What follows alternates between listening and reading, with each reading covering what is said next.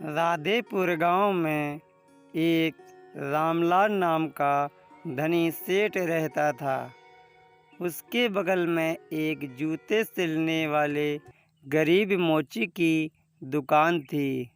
उस मोची की एक ख़ास आदत थी कि जब भी जूते सिलवाता तो भगवान के भजन गुनगुनाता रहता।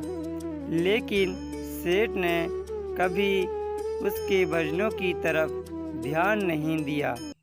एक दिन रामलाल सेठ व्यापार के सिलसिले में विदेश गया और घर लौटते वक्त उसकी तबीयत बहुत खराब हो गई। लेकिन पैसे की कोई कमी तो नहीं थी, सो देश विदेशों से डॉक्टर, वैद्य, हकीमों को बुलाया गया, लेकिन कोई भी सेठ बीमारी का इलाज नहीं कर सका। अब सेठ की तबीयत दिन प्रतिदिन खराब होती जा रही थी। वह चल फिर भी नहीं पाता था। एक दिन वह घर में अपने बिस्तर पे लेटा था। अचानक उसके कान में मोची के भजन गाने की आवाज़ सुनाई दी। आज मोची के भजन कुछ अच्छे लग रहे थे। सेठ को तो कुछ ही देर में सेठ इतना मंत्रमुग्ध हो गया कि उसे ऐसा लगा जैसे वो साक्षात परमात्मा के लिए दर्शन कर रहा है। फिर क्या हुआ? मोची के भजन सेठ को उसकी बीमारी से दूर लेते जा रहे थे।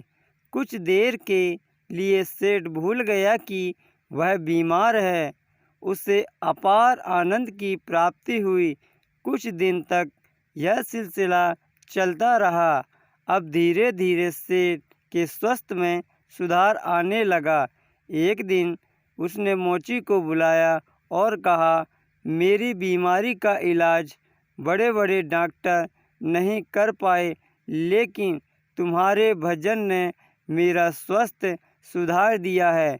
ये लो तुम 500 रुपये इनाम।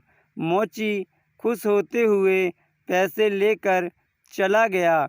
लेकिन उस रात मोची को बिल्कुल नींद नहीं आई।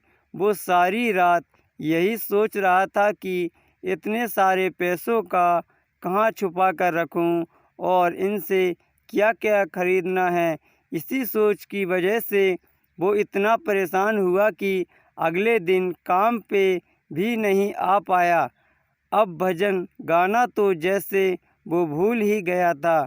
मन में खुशी थी पैसे की, अब तो उसे काम पर आना ही बंद कर दिया और धीरे धीरे उसकी दुकानदारी भी चौपट होने लगी।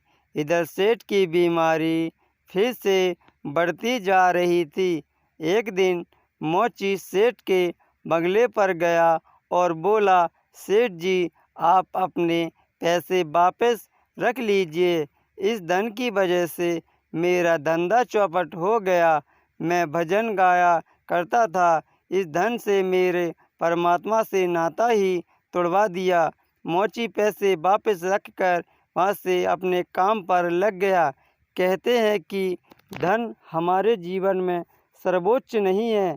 हमें सबसे पहले भगवान का गुण गाना चाहिए। यह जीवन हमें भगवान के गुण गाने के लिए दिया गया है।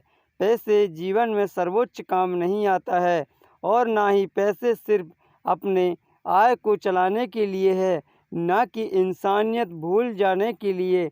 जैसे रामलाल सेठ पैसों के चक्कर में वह इतना बीमार हो गया और वह मृत्यु को भी प्राप्त हो गया।